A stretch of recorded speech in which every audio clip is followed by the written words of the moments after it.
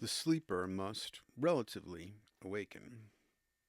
History is the nightmare from which I am trying to awaken. James Joyce.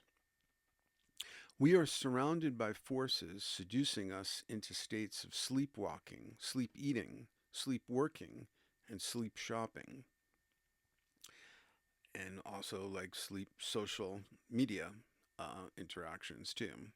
Once you're in an anesthetized trance and comfortably numb, you are putty in the hands of your unconscious complexes and exploitative outside forces. The process of waking up is one of deconditioning, relinquishing addictions, and undoing mechanical patterning. The most important form of wakefulness is the realization that we're all on an ever shifting spectrum between wakefulness and being entranced or asleep. Wakefulness is relative, not absolute, and greater degrees of wakefulness have to be earned moment by moment. As the spotlight of my attention focuses on revising this card, I may lose awareness of my posture or breathing.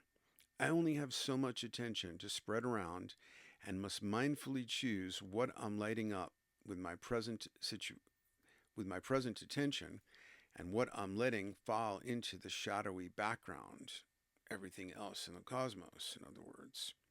A sleepwalker is someone who assumes they are awake. Anyone telling you to wake up in a political context is almost certainly a dangerous sleepwalker trying to suck you into their nightmare. An awake person is one who realizes they are partially asleep and is actively working to expand their awareness.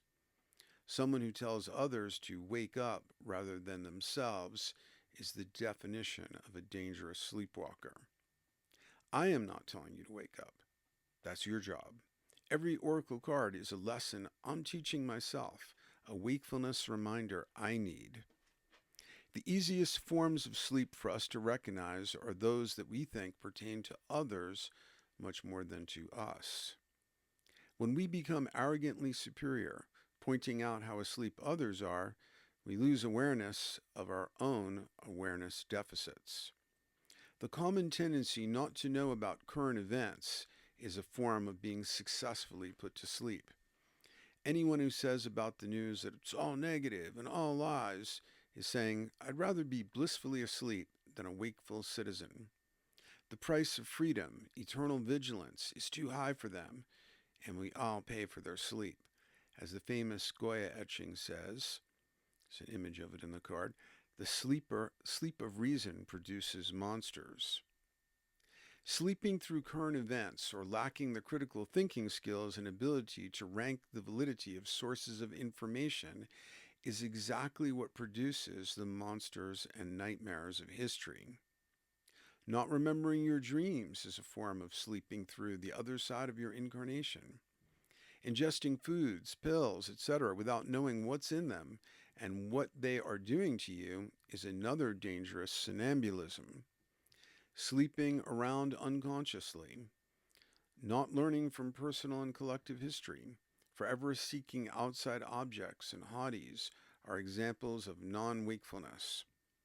Many people are entranced by the malign enchantment of various sleep spells they will actually and will actually incorporate them as personal mottos emblazoned on baseball caps, t-shirts, and bumper stickers. Commuting to work in the 80s, I noticed a common bumper sticker that read, and it's still around, I owe, it's off to work I go. How many people spend their lives laboring under that spell? Or how about another common one? He who dies with the most toys wins. No, of course I'm not selling. So these are, then I give some screenshots of those very products. The most perfect sleepwalker spell I've ever seen is the QAnon motto: where we go one, we go all. Wow. You've really been put to sleep if you can't instantly see the flaw in that spell.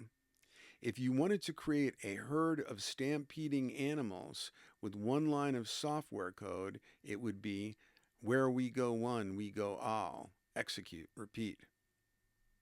This is the motto or software command line of what Jung called mass man. If any one of us comes up with a crazy idea, well, I'll adopt it uncritically till we have a rip roaringly stupid and dangerous conspiracy, murder, suicide cult.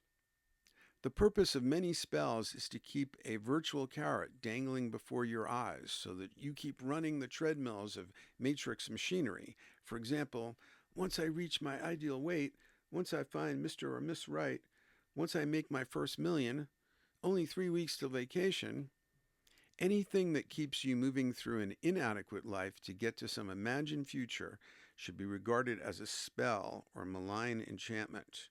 Wake up to what is really happening in your life today. One quick wakefulness prompt is to stop and ask yourself, what am I actually spending my time and energy on today?